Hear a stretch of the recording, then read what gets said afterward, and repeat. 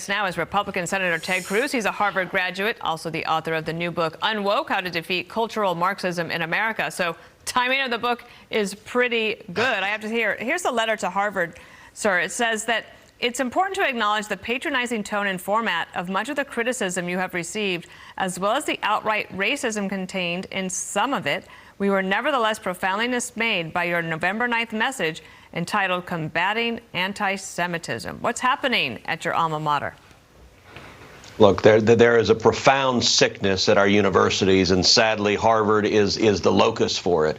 And you're right. This is the central topic in my brand new book, UNWOKE, How to Defeat Cultural Marxism in America. And in this book, I address how our elite institutions and how our major institutions in America have been captured by the radical left. And the very first chapter starts front and center with the universities. I call the universities the Wuhan lab of the woke virus. It's where it started, it's where it mutated, it's where it spread. You look at how messed up Harvard is, that when the October 7th horrific attacks in Israel happened, when over 1,200 Israelis were murdered, when Hamas terrorists were raping women, were raping little girls, were murdering infants, were literally putting babies in an oven. How did Harvard react? 35 student groups put out a disgraceful statement saying all of the violence by Hamas terrorists is 100% the fault of Israel. By the way, just down the river at MIT, we've seen this week, it has been horrific at MIT. Jewish students were physically and violently prevented from going to class by anti-Israel, anti-Semitic protesters.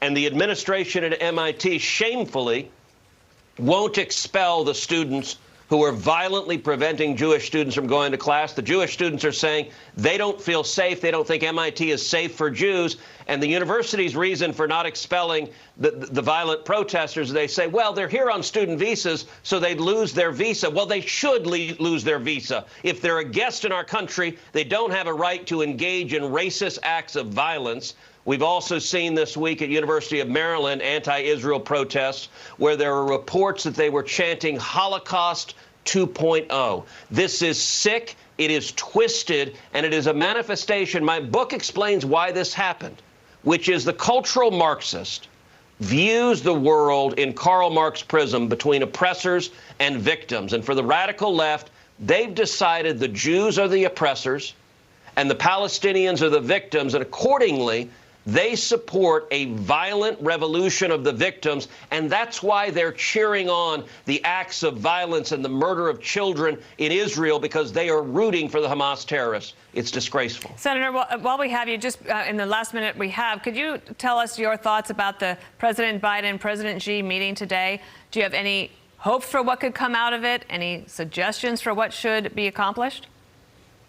Well, I have a lot of suggestions, and actually the last chapter in my book is on China, and it explains how China is connected to this woke virus, every institution. One of the things I talk about in my book is Mark Swidan, who is an American. He's been wrongfully held in China for 10 years, and if Biden were standing up and fighting for Americans, he would be telling Xi, release Mark Swidan now. I have no confidence that he did that because the Democrat Party, sadly, is structurally pro-China. They're major stakeholders, big business, big tech, big Hollywood, and big universities. They are all in bed with China. And it's why the central point of my book that I think is so important, UNWOKE, is we've got to retake these institutions. We've got to bring them back. And this book gives a common sense strategy for doing so. The book is available in every bookstore. It's available on Amazon. And I'll tell you, it makes also a great Christmas gift. I would encourage you,